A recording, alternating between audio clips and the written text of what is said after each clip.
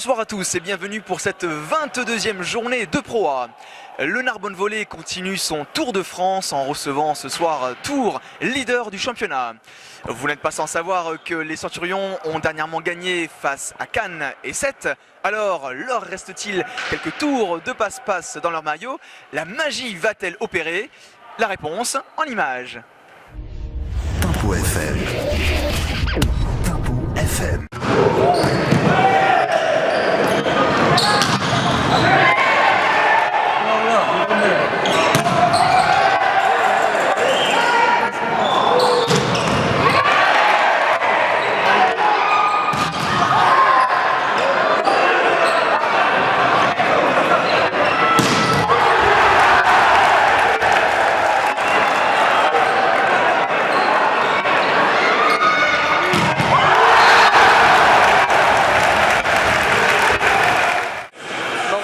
Bonsoir. Bonsoir. Une victoire 3-7 à 0, nette et sans bavure ce soir. On ne vous a jamais senti réellement en danger. Vous peut-être vous n'avez pas senti en danger. Nous on savait qu'il pour gagner, venir battre Narbonne dans leur salle avec un public vraiment fabuleux, il fallait vraiment sortir les grands jeux. Les deux équipes ont été dans une configuration un peu particulière parce qu'il y avait des joueurs qui manquaient de deux côtés. Mais franchement, c'était une belle bataille tout au long de la soirée et on est vraiment très content de ramener 3 points à la maison. Qu'est-ce qui a fait la différence selon vous? Je pense que peut-être on a été un tout petit peu plus serein, plus lucide. L'agressivité elle était, mais on n'a pas. Peut-être que Narbonne un peu trop par des moments, donc ça a perdu de temps en temps un tout petit peu la qualité de leur jeu. Mais je ne m'en fais pas pour cette équipe-là. Avec le 6 vraiment qu'il faut, ils vont aller très très loin. Il va falloir vraiment qu'on fasse attention aux playoffs. C'est votre 19e victoire en 21 matchs cette année.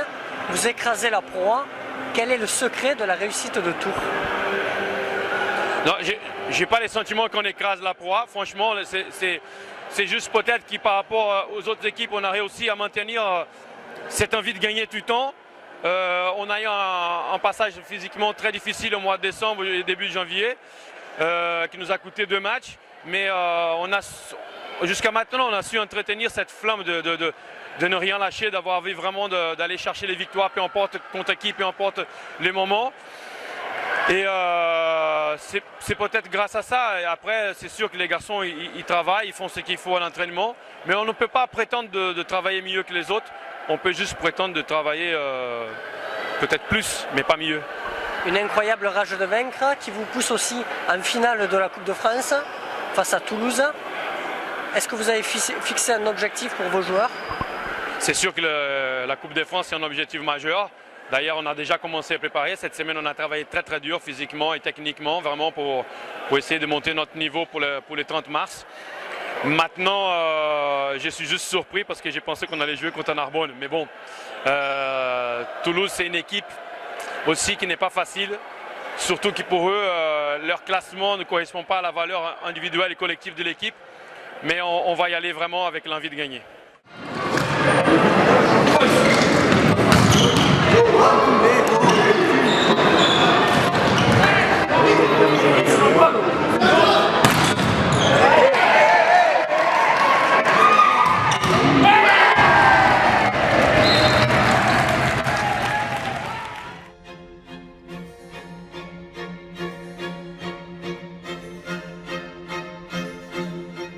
Martin, bonsoir. Bonsoir.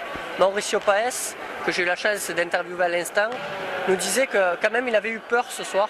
Est-ce que tu as senti ton équipe capable de remonter le score et peut-être de gagner? Ouais, je pense qu'il a eu peur. Je pense qu'il disait ça par rapport aux 2 premiers sets. Je pense que par rapport au troisième, il n'y a rien à dire. Ils nous ont dominés. Et on est dominé au premier. Bon, leur passeur se blesse. On revient bien. On a une chance de pouvoir passer devant là, sur un retour direct qu'on n'arrive pas à concrétiser. Je pense qu'à partir de là, ouais, on aurait pu inverser le match, quoi. Si on arrive à prendre ce premier set, je pense que c'est toute autre histoire, je pense. Voilà.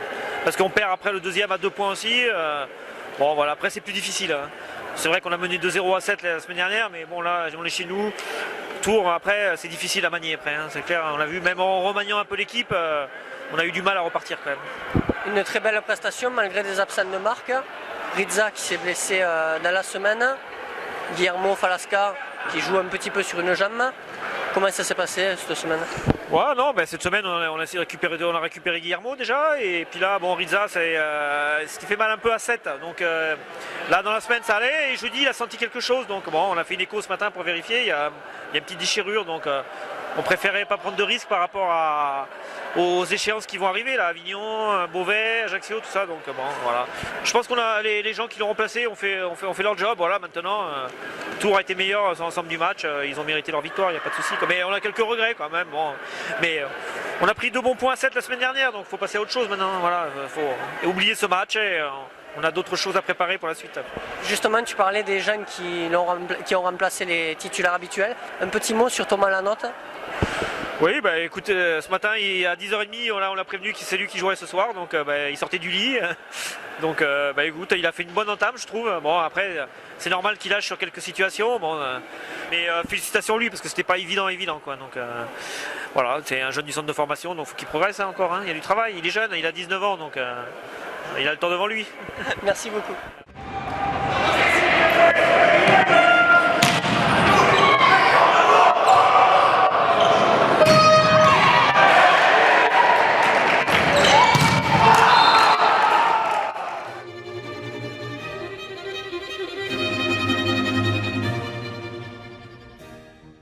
Allez, en compagnie de Thomas Lanotte, le libéro du Narbonne Volée.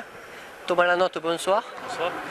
Quand Jean-Paul Médée est venu te voir ce matin et t'a dit c'est toi qui débutes ce soir, qu'est-ce qui s'est passé dans ta tête? Tout d'abord, à ce moment-là, on ne réfléchit pas trop. On n'a pas le temps de gamberger. Le soir, il y a un match, donc on se prépare à jouer du mieux qu'on peut et à faire le meilleur travail qu'on peut, quoi. On essaye de dépanner l'équipe et voilà.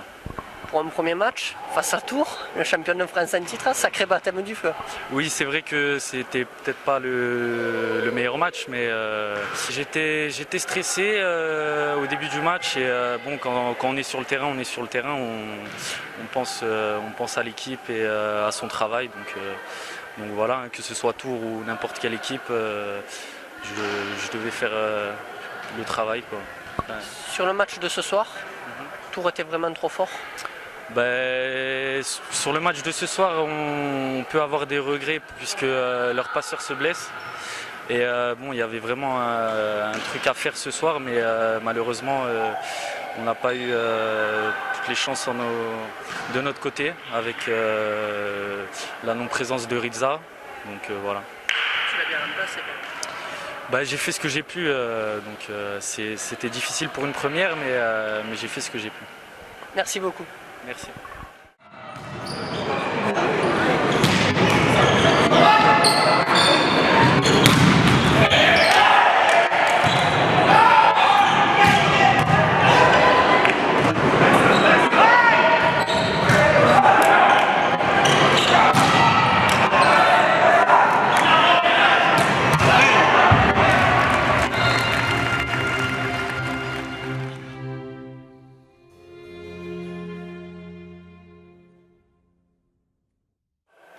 Malheureusement, les visiteurs ont cadenassé la rencontre à double tour. Alors en attendant Tours-Coin, nous vous donnons rendez-vous pour le prochain match à domicile. Ce sera le 16 mars face à Beauvais.